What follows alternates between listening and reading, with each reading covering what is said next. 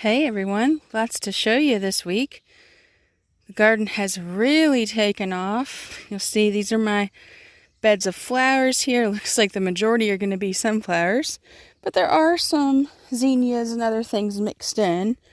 So when they get a little bit bigger, we'll be able to tell better. The sunflowers in the cucumber row are looking great. The cucumbers themselves are looking really good, if you'll see. They are starting to bloom, and I bet if I looked in around hard enough, there's probably some baby cucumbers.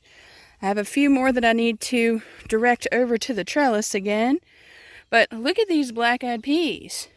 I feel like just about every seed came up, and they are looking absolutely wonderful. So hopefully nothing messes that up, and they keep on doing their thing. You'll come on this direction. Eggplant looking pretty good. These little baby squashes. This volunteer tomato is getting ready to bloom, which is great. We still have been picking the squash bug eggs off of these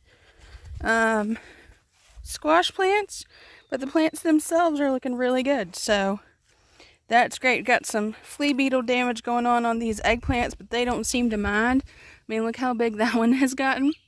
So we'll just let them keep doing their thing. This squash plant here actually even has a little baby squash. So actually it has two. So that's super exciting. We'll have some squash next week. Come on down this way. That's a weed I need to get rid of. We'll see if there's any zucchini on the ones down here. I do have some bald spots. I was thinking about putting in some more squash so that I have like successions of squash, but I haven't decided if I want to do that or not. Depends on how long I want to fight squash bugs. Oh, it's real wet down here. But look at those zucchini plants. They are looking great. Let's see if I can get over there without getting too wet. I don't know how much rain they got out here last night. We had some bad storms come through, but the rain gauge wasn't up, so I don't know how much, but I imagine it was a pretty good bit for the ground to be as wet as it is. I didn't get any at my house, but I think there was some out here. So you'll see they're getting ready to bloom over on this side. Those are the buds. So we'll be having some zucchini soon too. This is my little volunteer chamomile at the end of the row that I've been letting stay. Pepper plants looking pretty good. Got some weeds in there I gotta get out. Look at these green bean plants. They have really taken off. They're looking absolutely beautiful. And I bet there's some baby green beans on them. Let's see here. Sweet potato plants putting on leaves, which means they're getting some roots in the ground. That is excellent. If you'll remember, I have sweet potatoes mixed in throughout those pepper plants. Let's see if we can find us some baby green beans. I bet there's some on there. Let's see. Maybe not. Definitely full of blooms though, which is excellent. Oh, there's a baby green bean. See him right there? That's a little tiny baby green bean. So we'll probably, by the end of next week, be picking green beans, which is great. My mom's been waiting on those. We dug our potatoes this week, so just in time. Everybody's waiting on green beans and new potatoes now. So we should have some next week. You'll see the butter beans are finally coming up. They are kind of sparse, so I think I will come through and replant where they didn't really come up very well and see if we can get them a little thicker, because that's not going to make many butter beans like that. But look over at these tomatoes. Can you see? Look at all the tomatoes on those plants. And the blooms. Loads of tomatoes. Have seen some blossom end rot, so I'm gonna treat in a minute. And I'll show you how I'm going to do that. So we're starting to see a little bit of the beginnings of blossom end rot. I don't know if you can see that. See that grayish, brownish colored spot going on the bottom? Here's one right here. That. Blossom end rot.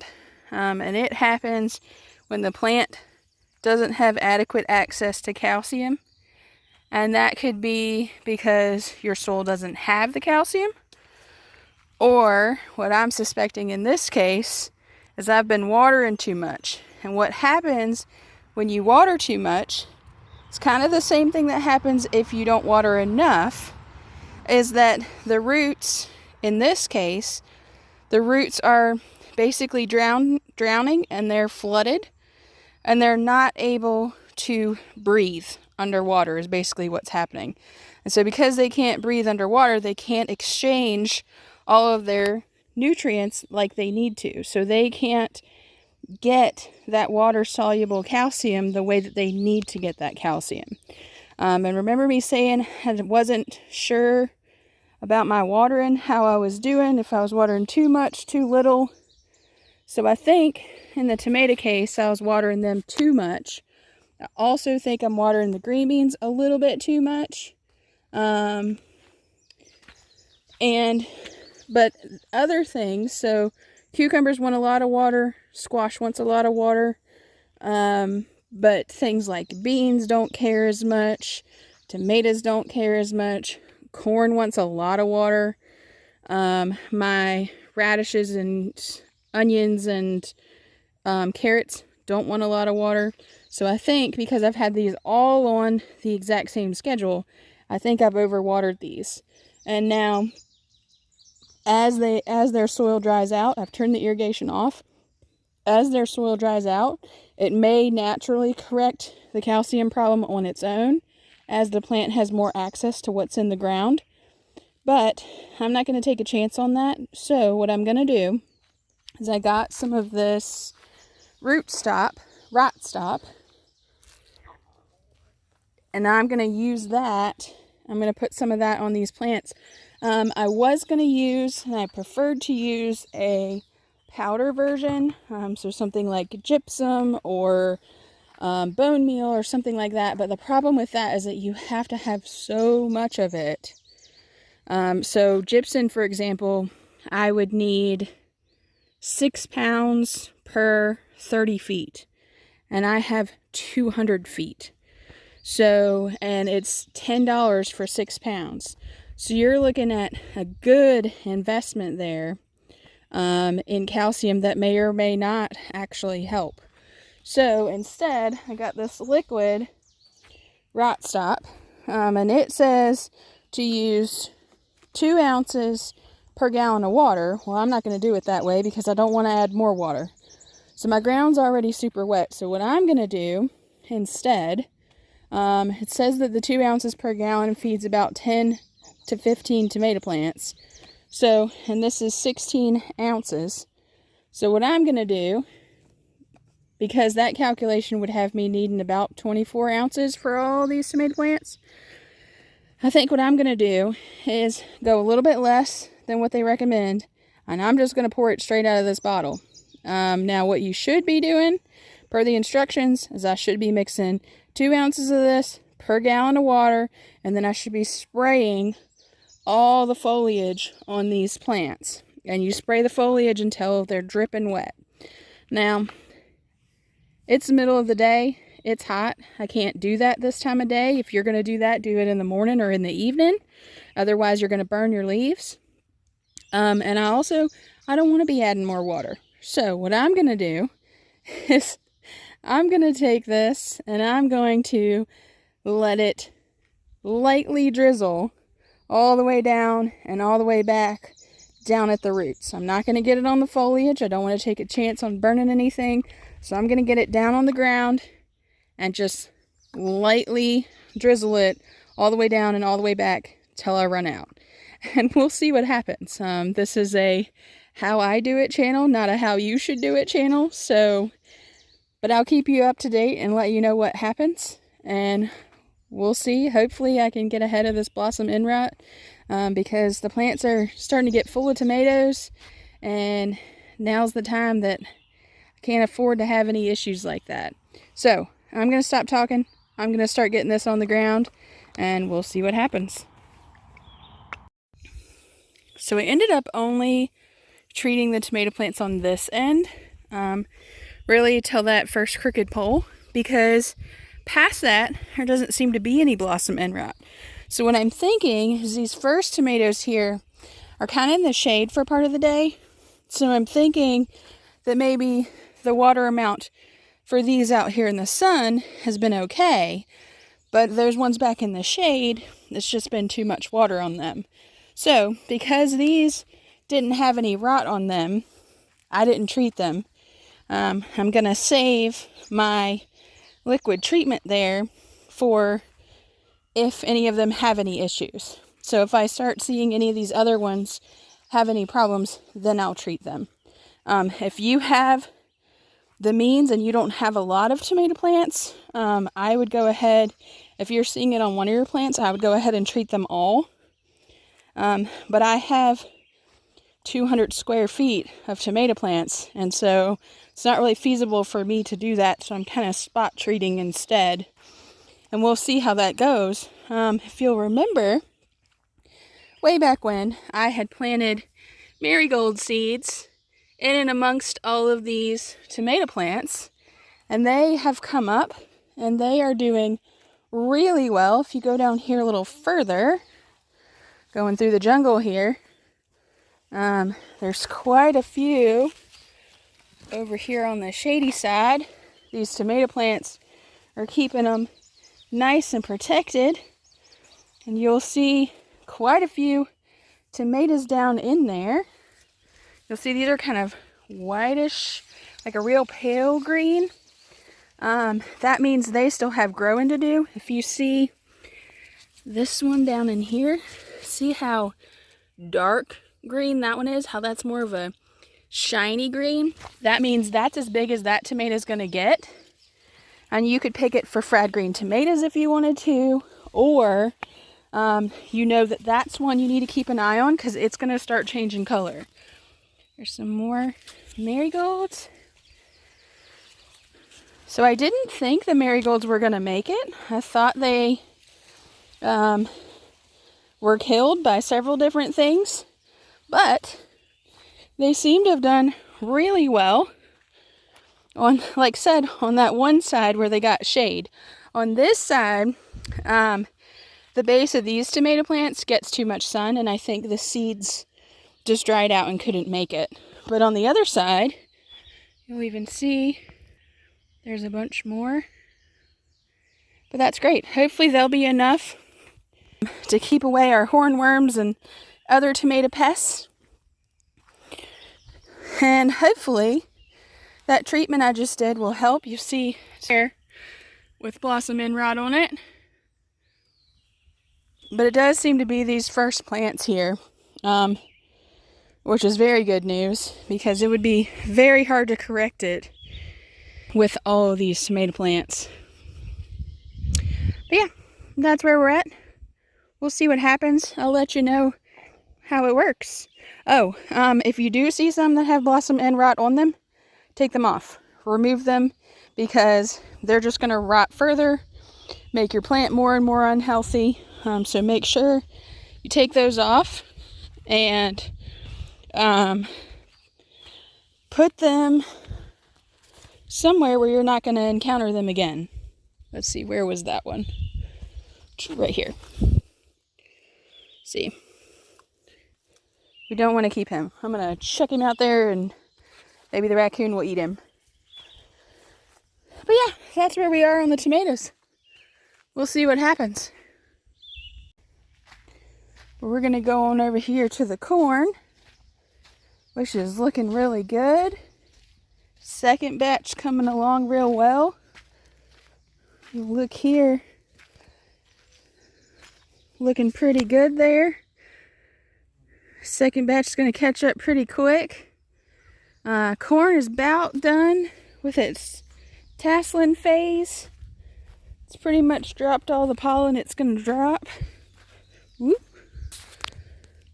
Oh look, a volunteer zinnia in there from where we had zinnias here last year.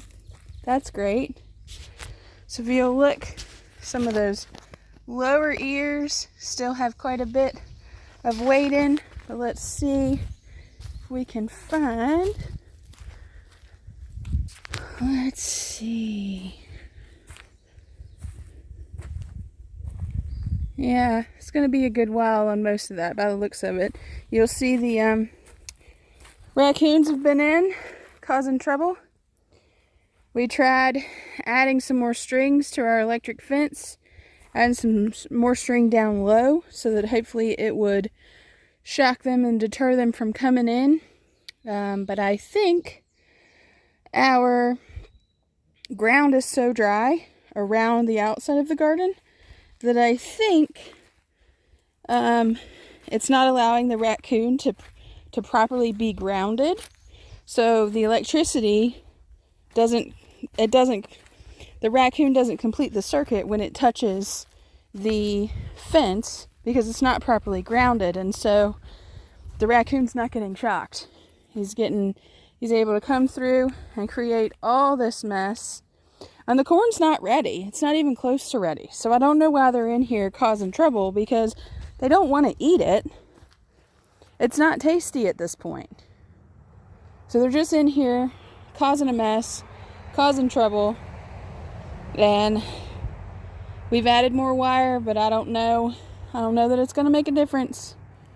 Might have to get a little more creative. Might have to come out with some traps and do some raccoon trapping. But that's what that's looking like. You'll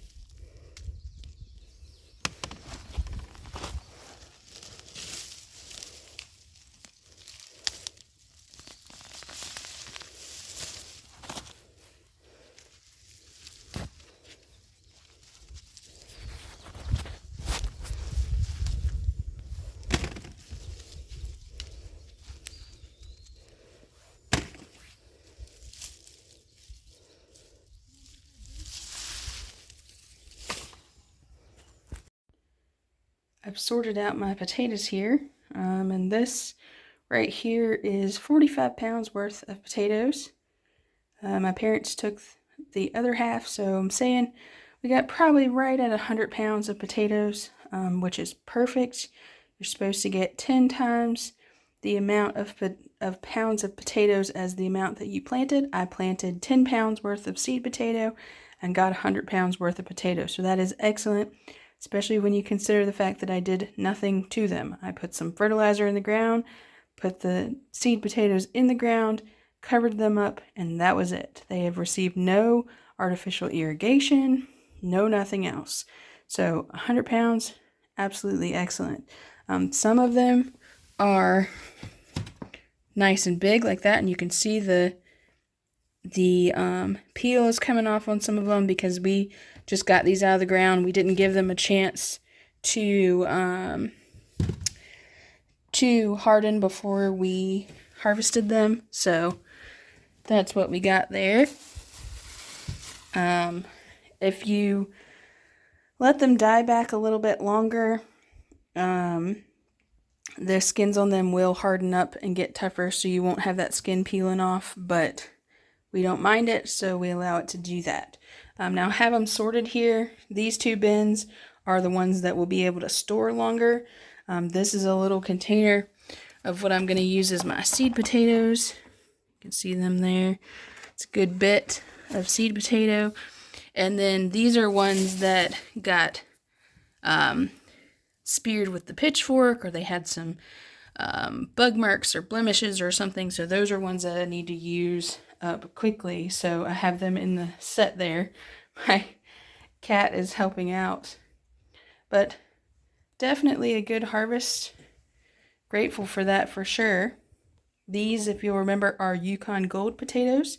So they're potatoes that are a short season potato. They don't take a lot of time. They're also a determinate potato. And I have a video about all of that from last year. I'll link below if you want to know about that. These were meant to take about 70 days. And from when they sprouted, when I could see the sprouts coming out of the ground, till when we harvested them was 63 days. So right there on the money.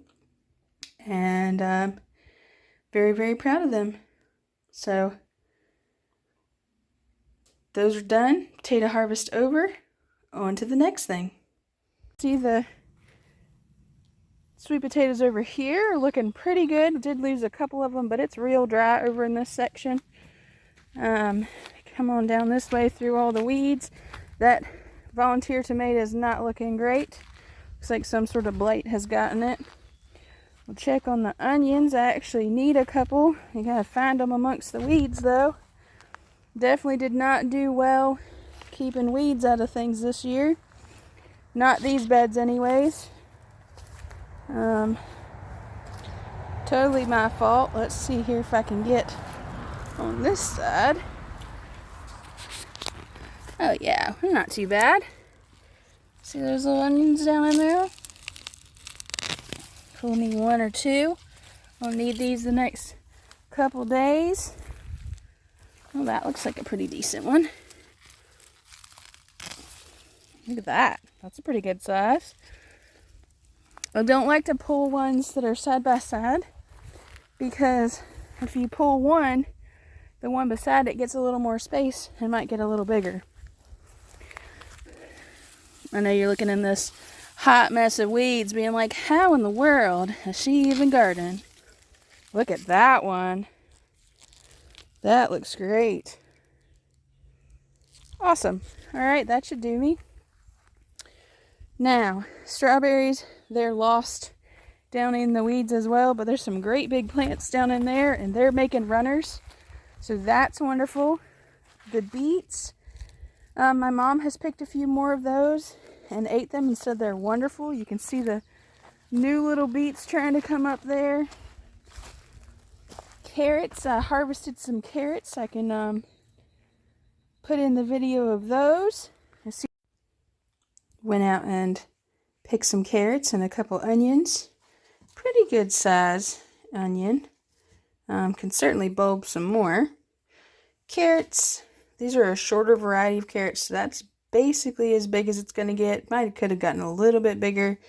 Some of these are quite little, but I basically was just doing a test to see how they were doing. You can see like this one where it must have hit something kind of hard and then split in a couple directions, but for the most part they look pretty good.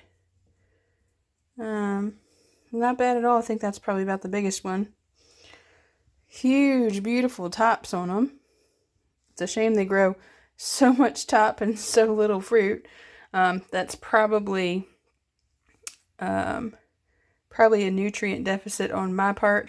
I need to probably add some phosphorus or something like that, potassium maybe, to get these roots growing better and get a little less of the top side. But yeah, that's pretty good. I didn't show you while I was doing it because it was storming right over my head, but looking pretty good. And these will help thin out what's left so that the ones that are there still in the ground can get a little bit bigger.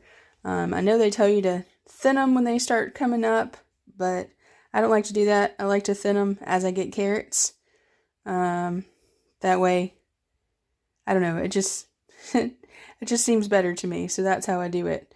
So as I take these larger carrots out, the smaller ones that are left behind will get bigger. And I'll show you how I tell what size these are when I go and do a garden tour. The Second batch of carrots coming up there. And down here, pretty much have written off the radishes. Let's see.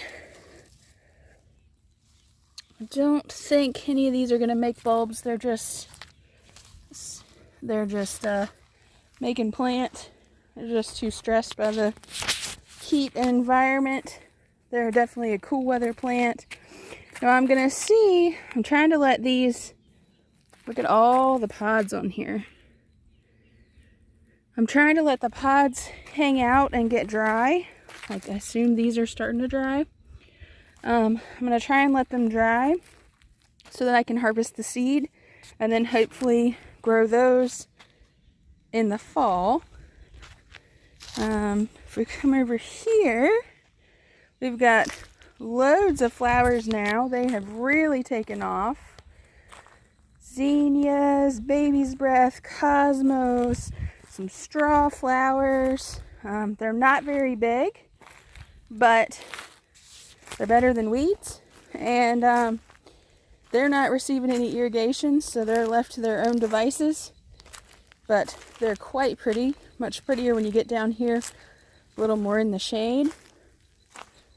You'll see they're very pretty. There's a little critter on that one. Pretty little flowers. I picked the first bouquet last week.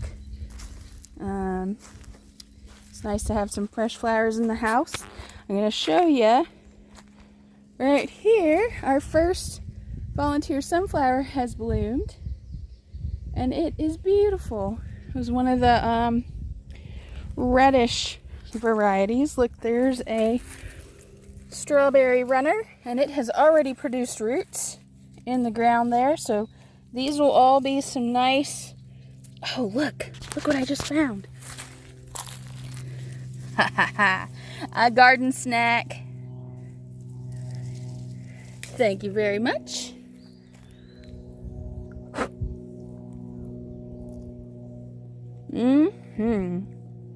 Perfect.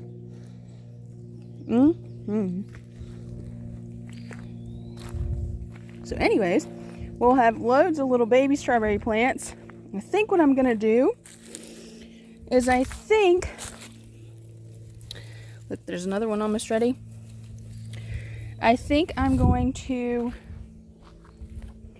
when it gets a little bit closer to fall, or as things slow down a little bit, I think I'm going to come and dig up all of these strawberry plants and put them in some cool storage until fall comes, and save all their little runners and everything. And then when fall comes, actually make a real strawberry bed for them with no weeds, maybe some landscape fabric. Really get them in a nice bed so that I can keep the weeds out of them. It's a lot of hard work in strawberries, and it doesn't make sense to do all that hard work and then let the weeds take over. So definitely going to spend some time and effort in that come fall. They are delicious strawberries. I've now had 2. But look, they're even still blooming. They're supposed to be a June variety, but they're still blooming, so we'll let them keep going. But anyways, that's the story for this week. Look at these strawberry flowers. Love the deep maroon. That's the story for this week, and didn't get a whole lot done this week because it's been so stinking hot. We've had, the last couple days, we've had a heat index of over 100. So as much as it puts stress on your body, it also stresses these plants if you're out here. So you don't want to be out picking things and bothering your plants when it's over 100 degrees. That also means that the weeds get to take a chance to take over, and they look terrible through that section. That's where my onions are. I'm going to finish getting them harvested probably next week. Get them completely out of there, and then till up that spot and put something else back there. But yeah, that's the garden this week. Things really thriving, doing fairly well, which is great. But I hope you've enjoyed. Hope you've learned a little something. I'll leave you with the sounds of the garden. Thank you for coming along, for liking this video, sharing it, subscribing if you've liked this content. I'll be back on Wednesday this week with some kind of video. Not sure exactly what just yet. It'll probably be something cooking or baking. So if you're interested in that, please subscribe, hit the little bell notification so that you will see when I post. But as always, thanks for being here.